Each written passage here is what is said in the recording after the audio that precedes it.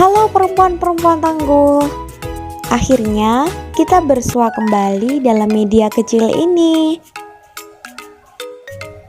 Oh iya, setelah kita mempelajari dan sedikit tahu tentang apa itu pelecehan seksual dan juga apa aja sih macam-macamnya, sekarang hal yang wajib kita tahu adalah bagaimana cara untuk mengatasi pelecehan seksual.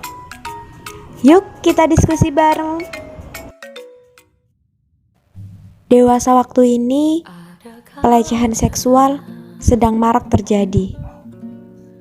Bahkan, mirisnya, pelecehan seksual itu terjadi di ruang publik.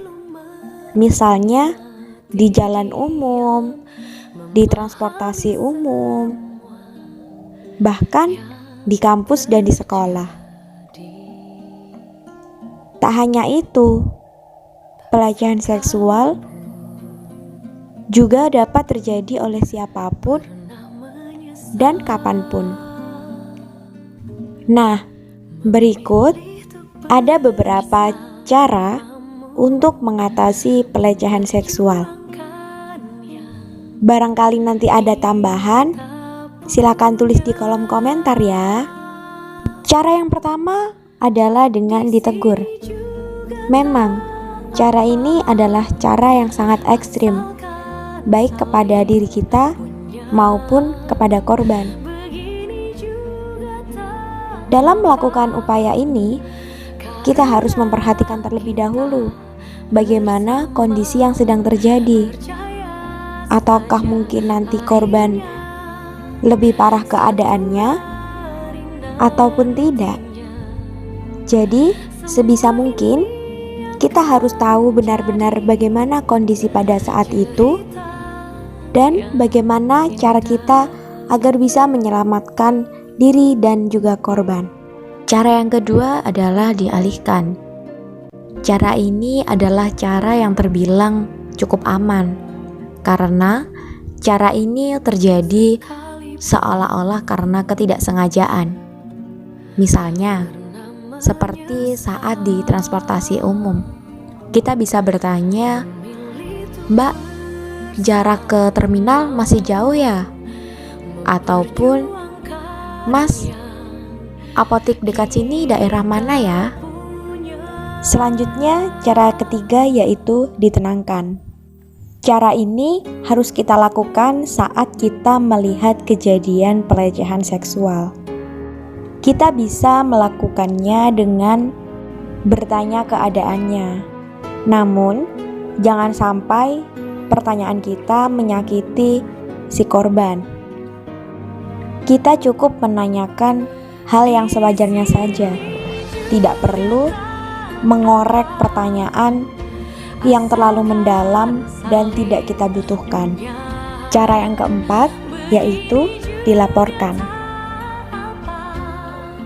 Pelaporan adanya kasus pelecehan seksual ini harus atas persetujuan korban, karena tidak semua orang akan merasa nyaman jika kasus yang dialaminya diketahui oleh banyak orang.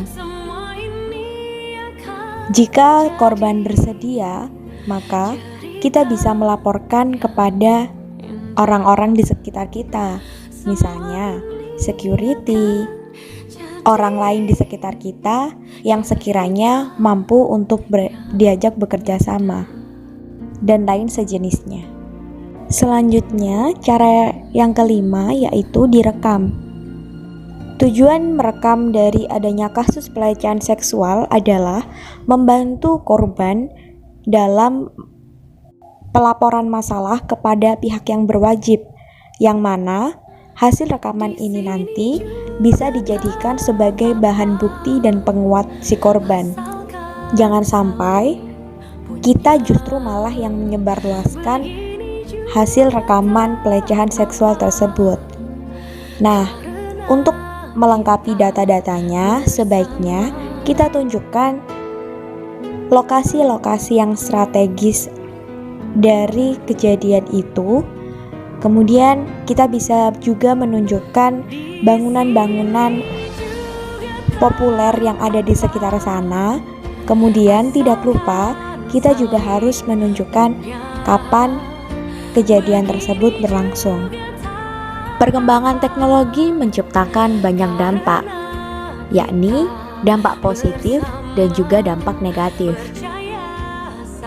Dari banyaknya kasus pelecehan seksual yang terjadi, juga ada kasus pelecehan seksual yang berbasis online, atau biasanya disebut dengan KBGO, yaitu kekerasan berbasis gender online.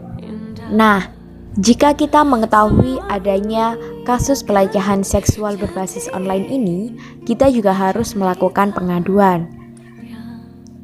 Caranya dengan melakukan dokumentasi, kemudian mencari akses bantuan, yang selanjutnya melaporkan, dan yang terakhir dengan memblokir pelaku.